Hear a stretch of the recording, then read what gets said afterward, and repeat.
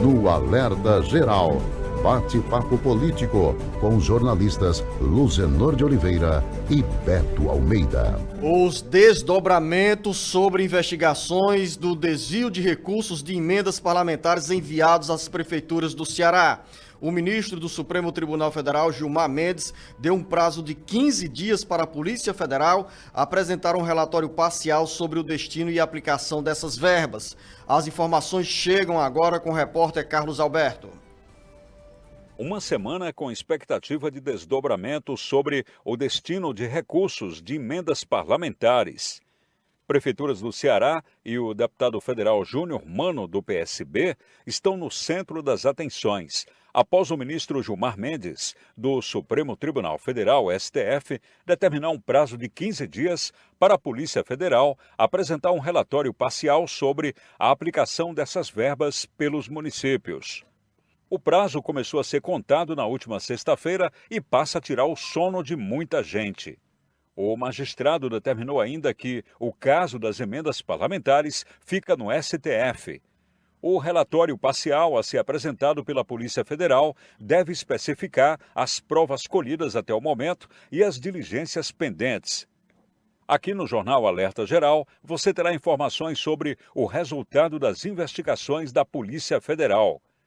Citado nesse caso, o deputado federal Júnior Mano lamentou por meio da sua assessoria o vazamento de informações sobre a investigação.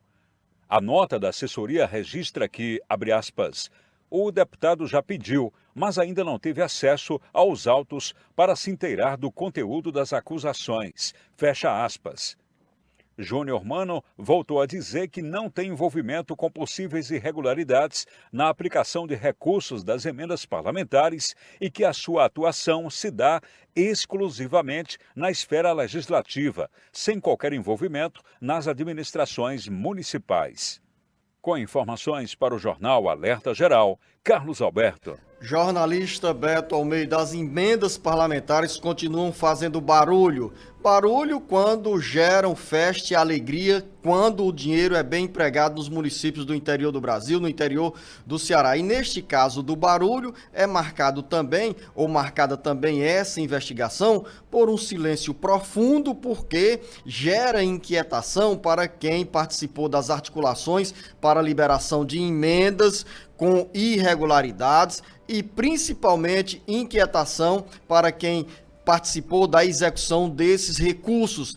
A Polícia Federal abriu um inquérito para apurar se houve uso do dinheiro de emendas parlamentares na compra de votos nas eleições municipais de 2024 no Ceará. As investigações estão em andamento e essa decisão do ministro do Supremo Tribunal Federal, Gilmar Mendes, em dois caminhos. Primeiro, determinar que a investigação fica no âmbito do Supremo Tribunal Federal. E o segundo, um prazo para a Polícia Federal encaminhar um relatório parcial sobre o andamento dessas investigações. O que se pode esperar como desdobramento dessas investigações? Jornalista Beto Almeida, bom dia. Beto Almeida, a análise política com credibilidade e isenção. Bom dia, Luzenor. Bom dia aos nossos ouvintes. Bom, já pode se esperar muito nervosismo e muita apreensão de cara, Luzenor.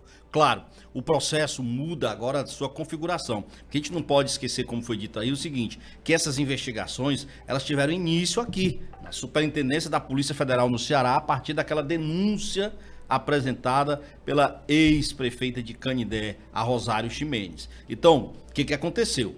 Os autos do processo que iniciou na Superintendência da PF aqui no Ceará acabaram sendo enviados ao Supremo Tribunal Federal após o surgimento de indícios, da participação de parlamentares federais, ou seja, de deputados federais, de outras autoridades com âmbito na atuação federal, que eles têm então a prerrogativa de função. Nesse caso, o processo deveria ser remetido para o Supremo Tribunal, como de fato foi. E aí havia então esta questão a ser decidida, se iria permanecer aqui, no âmbito da PF, ou se iria para o Supremo. Foi o que o ministro Gilmar Mendes fez, dando então esse prazo de 15 dias para que a Polícia Federal encaminhe tudo que foi apurado até o momento, inclusive envolvendo essas denúncias de investigação, no caso do deputado federal Júnior Mano, do PSB. E aí você pergunta o seguinte, Luciano, não está agora restrito apenas ao caso de um parlamentar, no caso o Júnior Mendes, ou o Júnior Mano.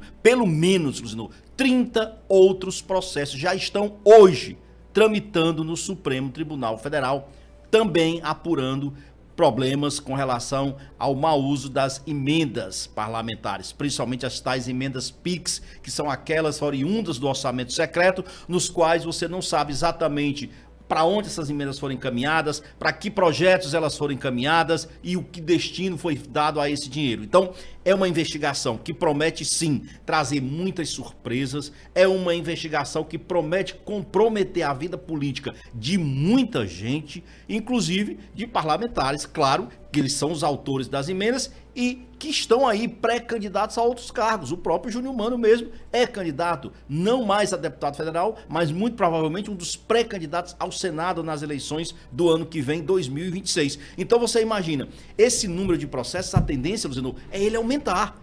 Hoje já se calcula que tem pelo menos aí uma previsão de se chegar até a 70 processos desses no Supremo Tribunal Federal.